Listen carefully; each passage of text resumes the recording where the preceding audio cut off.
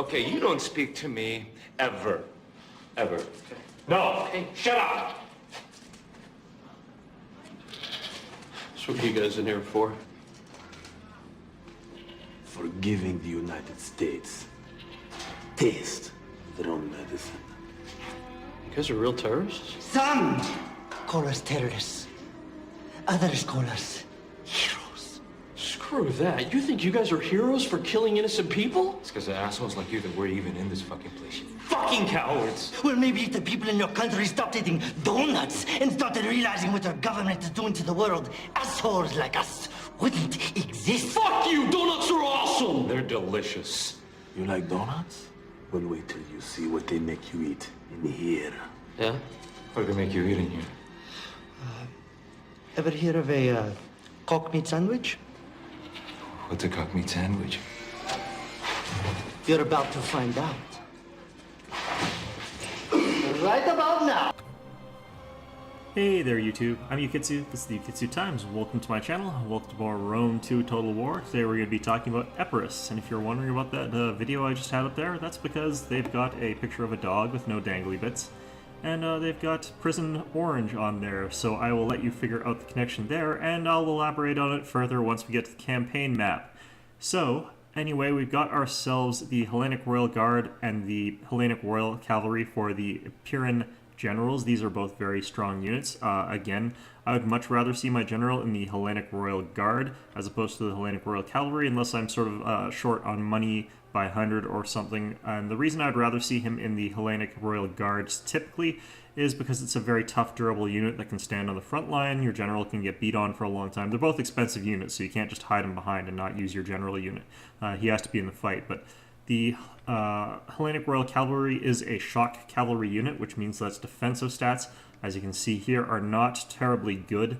They're still good enough due to the high armor and health values, but there are a lot of situations where if he gets caught in melee and is in the Hellenic Royal Cavalry, he'll eventually get ground down and killed. So keep that in mind. Use him to strike at targets that are already too weak to fight back, and don't use him in a protracted melee against tough targets. Next up, we've got the melee infantry for the Epiran faction. They've got mercenary coastal levies. These guys are actually fairly terrible, despite the fact that they've got a huge amount of armor-piercing damage. This is the same as the Carian Axemen for the Egyptian faction, and it's because their base morale is a 30, and that's just too low for them to actually get any of their work done. They'll just run in, do a little bit of damage on the charge, and then get killed. So not really ideal. Next up, we've got the spearmen for this faction, mercenary Italian spearmen. These aren't as bad as levies, but they're still pretty terrible. You just use them to intercept light cavalry or anything of that sort that is trying to get into your infantry. Same with the militia hoplites. By the time you get to the Therios spears are actually decent enough to hold against higher level or shock cavalry, or even things like the Praetorian cavalry. Just anything like that. They can actually get in there, do their spears, their relatively decent armor, and get into a grind-out fight against that type of cavalry and win. So this is Therios spears is where I would say the breaking point is, and hoplites work the exact same sort of way. Militia hoplites and the mercenary Italian spears generally are not units that I would want to take in multiplayer, but they're options. Next up, we got pike infantry. I don't really have a lot to say about the pike infantry for Epirus. The thing is that they don't have the sort of 600 to 700 range pike units that a lot of factions with good pikes have. All they have are these sort of pikemen. I've noticed that there are some problems with regular pikemen. They don't perform as well as I would think they should for their cost. They tend to get run over by a lot of different types of units. And of course levy pikemen just get run over by virtually everything. Even when they're in this pike wall formation and the enemies to the front. The thing is that the Hellenic Royal Guard, on the other hand, exceptionally strong unit, and they tend to be what you would wind up with for the core of your army as the Epiran faction. They've got a big variety in shooting here. They've got, as you can see, slingers, they've got javelin men, archers, they've got mercenary slingers, very expensive, mercenary Cretan archers, very expensive, and then they've got these two different types of peltasts. They've got the Agrianian axemen, who, again, they don't actually throw axes, they throw spears. It's just they fight hand-to-hand with axes. It doesn't really make a difference, as far as I can tell, to their stats in melee for some reason, but they are a little bit better in melee than other types of peltests, and then you've got the actual peltests, and these guys just have more armor than other varieties of shooting units, so they're a little bit more durable. Next, we go on to their shot cavalry. They've got the Hellenic Royal Cavalry, and these guys are a very good unit. They're a little bit, they're about the same as the Companion Cavalry. They're very comparable in a direct sense. I don't know if they're quite as good as the Parthian Cavalry. I've never done a direct comparison, but they're really quite good. Next up is their melee cavalry. They got mercenary Italian cavalry and citizen cavalry, and both these are fairly standard baseline cavalry units. The mercenary Italian cavalry is a little bit worse for the cost, just because, as you can see, there's only a 30 cost difference between them, and the amount of armor that you get for upgrading to the citizen cavalry is quite significant. You do get a little bit more offense with the mercenary Italian cavalry, but it's basically a take your pick sort of situation. If you just happen to be a little bit short on money, take the mercenary Italian, but otherwise just take the citizen cavalry, since they're there to hold up enemy cavalry more than to win the fight. And of course, either of them is going to shred straight through archers, so that's not really a concern. Lastly, they've got the Aspis Companion Cavalry, and these are the exact same as they are for the Macedonians. And these guys, again, very excellent in melee combat. Probably one of the best melee cavalry in the game, if not the best melee cavalry in the game. They can stick around in a fight and just outright win against most varieties of cavalry. So definitely a solid choice for purchase. I really wish their general could be an Aspis Companion Cavalry instead of the Hellenic Royal Guard Cavalry, but it is what it is. Next up, we got Missile Cavalry. They've got Tarentine Cavalry and Skirmisher Cavalry. Again, these guys, not really my favorites. It's been a lot of varieties of things. I've tried them out a little bit more, and the thing is, they're very limited in ammunition. They don't necessarily get a lot of damage done, and they don't come in very large numbers, so they're not actually too terribly good at shooting. So it's a tricky buy. I don't actually think they're terrible, but it takes a lot more effort to use them than is probably worth. Next up, they have got elephants, but they do not have the war elephants. So these are the lighter Africans. They're pretty decent all around. They do what elephants do. A lot of things actually do beat elephants in this game, so be careful when you take them, and be very careful how you use them. I only use them as counter to cavalry as it is. Anyway, let's head on into the campaign. They're one of the Greek states. They're the middle one here. And if you look at them, they've got the +2 to cultural conversion from all Greek states have. And they're fiercely independent, so they've got +10% melee defense for all units when fighting in own or allied territory. And those are the general Greek traits. They've also got Guardians of Dodona, public order bonus, maximum +4 from presence of Hellenic culture. So these guys are happier once you spread the culture than you would otherwise be. This makes it easier to conquer areas around Greece and have the citizens stay happy. Next up, you've got Village Confederation. They've got +10% wealth from minor settlements, so they don't actually want the city capitals with the walls. They want the other little villages because they get more money from them, and their penalty is Hellenic mistrust. And they've got a major diplomatic penalty with all Hellenic factions, and frankly it feels like they've got a major diplomatic penalty to all other factions as well, particularly Rome, who traditionally did hate Epirus. Pyrrhus of the Epirots did invade Rome and defeat their armies fairly consistently. In fact, I'm not entirely certain if he ever lost a battle against them. But that is their faction in a nutshell. Let's head on into the campaign map, and I will show you what I'm talking about. Alright, hey there YouTube, welcome back. This is the campaign map, and as you can see, we're in very familiar places here. We're once again at Larissa, this time owning it, which is, if you recall my videos about other people, such as, say, Macedon and Sparta and Athens, not the best place to be, because everybody's a dick. And this is where the analogy for the prison bitch orange comes in. And that is exactly why I've picked that for Epirus. Now, Epirus at this point in time is already at war with Sparta, and you should recall that from our Sparta video. And basically, Epidamnos will declare war on us next turn unless we go sack them right now. So one of the things that we can do is take this group here, march them up here, recruit up a few mercenaries. And I like to just get the mercenary hoplites. You don't necessarily have to get both, but I'll do that for demonstration purposes. Declare war on Epidamnos. Declare war.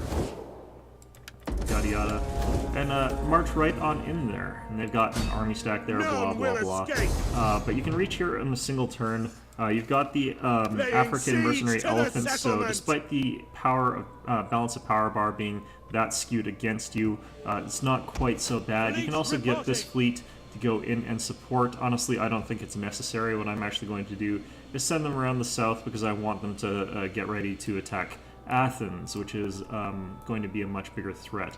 Now we're going to get our spy down here. Actually, sorry, no.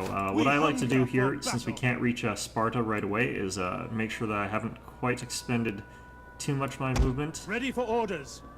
I'm going to go change our stance to... I can't actually remember if I can do this. I haven't... Surprise will be okay, so ambush, recruit units. Yeah, that's what I recall, is that you end up with mustering as that, which is something that was different. So we do lose the ability to ambush, and that's fine. So we're going to have to fight the Spartans. Yeah, it's been a while since I first did this as Epirus, which is sort of a spamming our way through Sparta. Well, that means I can actually move forward just a little bit more, so we'll go ahead and do that. Okay.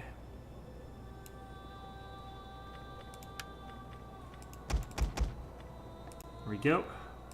Going to have our spy just sort of look around here, and what's going to happen is this army of Heraclidae or whatever, the army of Hercules, I guess, since they do believe that they're a descendant of Hercules, is going to come and attack this army over here, and I'm going to basically have to fight them at a slight numerical disadvantage, since I've got fairly inferior units here in a certain sense. I've got one less unit than he does, but on the other hand I've got hoplites and I've got the Hellenic Royal Guard, which should let me beat these Perioikoi hoplites, which are very inferior units, and then of course we both got slave javelins, so not really any good in either of our cases for that. So this is the best we're going to be able to get for here. One of the things you can do if you're a little bit worried is you can take the oars and make this into a mixed land and sea battle.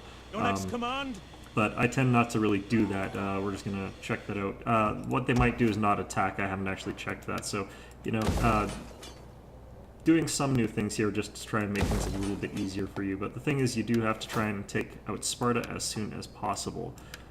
We're going to go ahead and get land reclamation, since we want to open up the economy path. The reason being that if you're playing as Epirus, you don't actually have a lot of income to start off with, and it's actually fairly hard to get income as you progress, so we're going to have to worry quite a bit about that.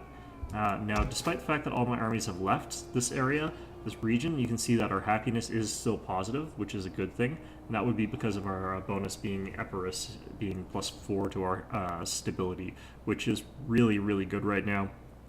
This area, I haven't been going over these as much as I should, but there's Mount Olympus in this region of Larissa, and it's got -20 public order penalties due to local presence of foreign cultures, which doesn't matter for us since we're fully Hellenic here, and Bread and Games Edict. Once we've controlled this entire region, we get a +5% wealth generated by cultural buildings, and that occurs across the entire faction. So what we need to do is capture Athens, Sparta.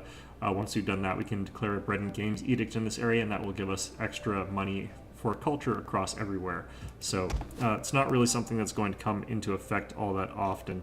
And then, of course, it still applies to just the whole region. If I recall, even Sparta gets that. But anyway, that is what it is. Now, you've seen me do these sort of battles a million billion times over, so I'm not going to actually take the time to sack the city. It's the same as every time I sack the city. All I'm going to tell you is what sort of strategy I employ in this faction. And what I did was, after I took Sparta, I started working to consolidate my forces in this region and around Larissa to defend against potential aggression from Athens and Macedon. So you do have to watch out for those two. They do also hate you. So what I prefer to do to expand, however, since these are very strong factions with very strong armies, is to expand sort of north and sort of west using these coastlines, and that gives you sort of more opportunities to take all these little weaker Italian villages or Greek villages and kind of drive up north, maybe into the barbarians. But in any event, it's very hard early on to get the forces to attack Pella or to attack Athens, the reason being that both of these are provincial capitals. They've got strong walls, and unlike the provincial capitals from those barbarians that I managed to sack so easily with other factions, these guys have very good army units. Now you might notice that my economy is absolutely tanked right now. I've only got 231 income. That's because I've got this army here with all these mercenaries. What I do after this battle is I dismiss all of these mercenaries, including the elephants, because they just cost way too much money to upkeep. So you use them up to attack Epidamnos, let them get killed, let them take down as many of the enemy as you can get them to take down with them, and once they've sort of broken the back of them, you use your actual army to sort of sweep in, clean up a little bit, but then dismiss all of those mercenaries. So that's how that works. Anyway, that is a look at Epirus on the campaign map. As you can see, they're in a really rough position. Athens tends to declare war on them, Macedon tends to declare war at them. You have to have a very strong garrison near Larissa to stop them from doing so. Eventually, you'll want to build up some sort of forces and siege equipment that will let you take Athens. To do so, you're also going to need to take a fleet, otherwise they're going to be able to withstand your siege fairly effectively. Alternatively, if you know how to attack Athens, you can do so without the sea cover. You just have to make sure that you've got enough siege weaponry to directly attack, and that can be tricky. That's a fairly well-defended city. And Pella up to the north, same thing. Especially since the second patch, these guys actually will build fairly strong armies consisting of a large number of these hoplites. And these hoplites are actually, for some reason, tougher or as tough as these Spartan hoplites. Just makes it very hard to crack through them, so you're going to have a very difficult time killing Athens, killing Pella. Anyway, that is a look at Epirus on the campaign map, and let's get into a battle. Okay, here we are on the battlefield with our Epirus forces here. As you can see in the center, we're going to be using our pikes to sort of really lock down our opponent being an Egyptian force, so he's actually also going to be using Hellenic Royal Guard, just like I am.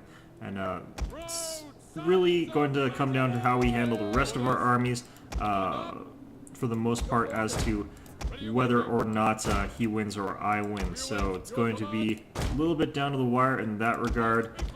Just going to load my... I'm going to actually put my weaker pikes sort of central to the army here. That way they're guarded along either side by those... what are they called? Hellenic Royal Guard.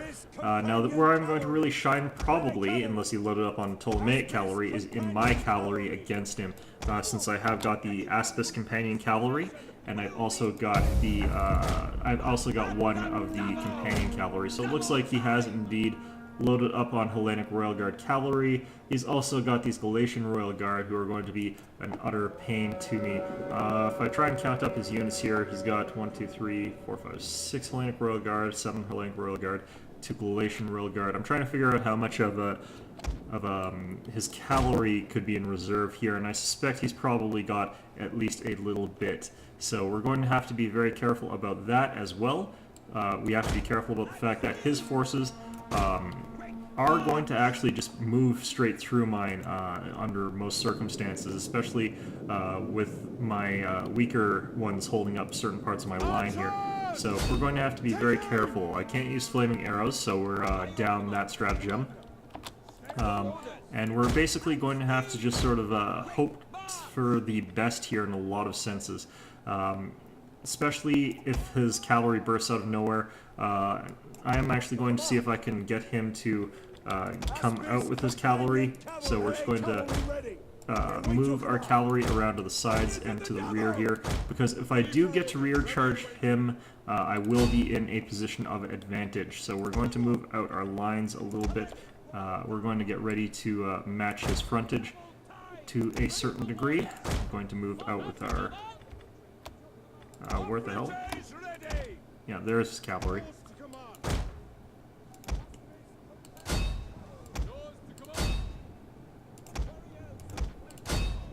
By your command! Ready! Advance! Ready! Ready for orders! Okay, so we are going to want to move our forces up just a little bit. Ready and waiting! Double! Advance Commander. at speed! Aspects companion cavalry. Charge!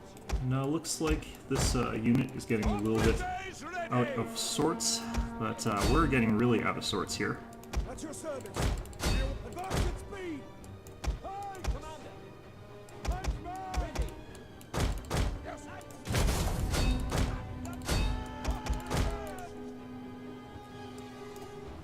Your orders! It's all just becoming quite a bit of a mess here, in all honesty. Looks like our Aspis are stuck now. That's not ideal. Ladies can wait! Hoplites ready! So we're going to go ahead and charge our spearmen into these Ptolemaic cavalry here. Royal Guard! Ready! Commander! Double time! Oh, what the hell? What are you guys doing? You guys are absolutely not going there. Okay, so let's get our general up here. What are you waiting? Ready for orders? Advance at speed! Now these guys For glory. Hellenic Royal Guard! Pike phalanx. are going to probably be okay. Double time! Your orders! As you command! Shock cavalry ready. Commander! Form Galatian Royal Guard. now! Hellenic Royal Guard! Aspis companion cavalry. Forward. Riders advance. Ready to me. Alright, where's our general? Commander! Withdraw. Hellenic Royal Guard! Aspis companion cavalry. By your command. For glory. Forward. Charge. Your orders! Hellenic And Royal things Guard! not going our way in all honesty here, but we're going to continue to do our best. Form phalanx. Brave ready for orders. Withdraw. Quickly Maybe we now. just lose there. Not really sure actually. We await your command!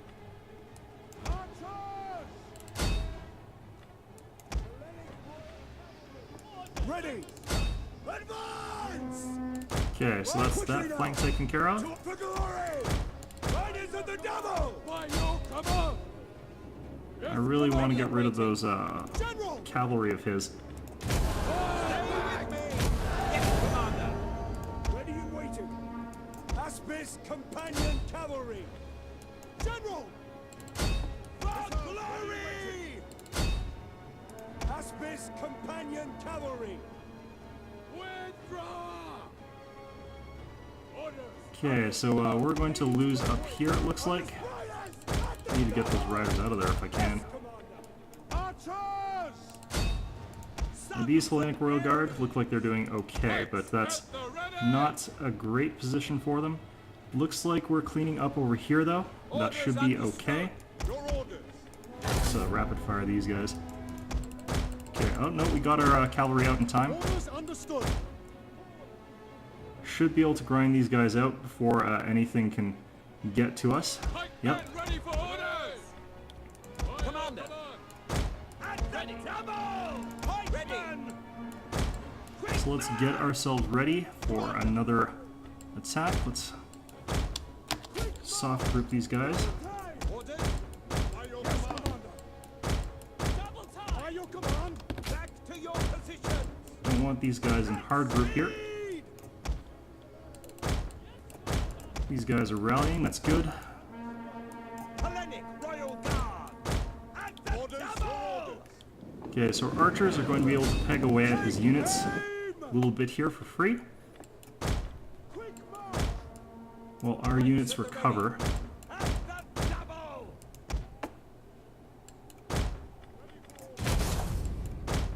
Your orders!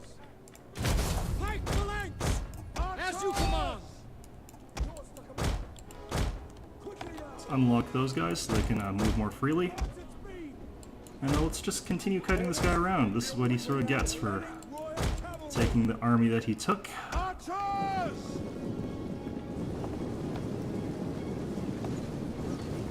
can sort of see his units are sort of getting eroded away a little bit here. Here, wait your command. Quickly now. These guys I'm going to take out of phalanx formation since they need to run faster.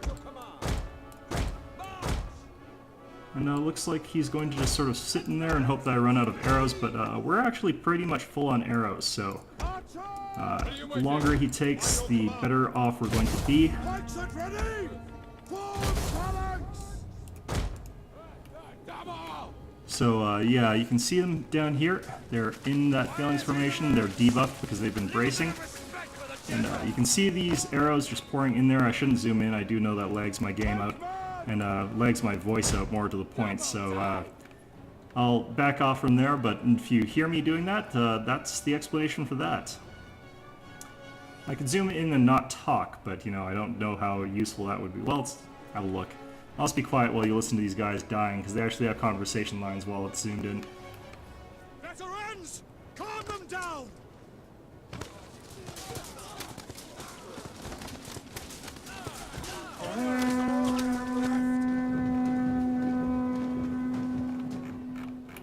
Okay, and as you can see, because our army was a little bit more balanced than our opponents, he was missing a few key components, we were able to take out his army, even though it was very hectic. And the thing is, he relied more on those very strong Hellenic Royal Guard than I was relying on my Hellenic Royal Guard. I only took 3. So what we ended up with was this situation where his units, because they relied on that pike phalanx formation, the chaos actually favored my units, which was a little bit, which were a little bit more versatile. So I ended up pulling a victory out of that one, even if only barely. And I think a lot of that had to do actually with the Aspis Companion Cavalry and their ability to really quickly and decisively do blows against, for example, the Galatian Royal Guard on the right, and to continue hammering away at his units a lot harder than the Ptolemaic cavalry could. So anyway, that's a look at Epirus. As always, I hope you found this informative, and I hope to see you all next time.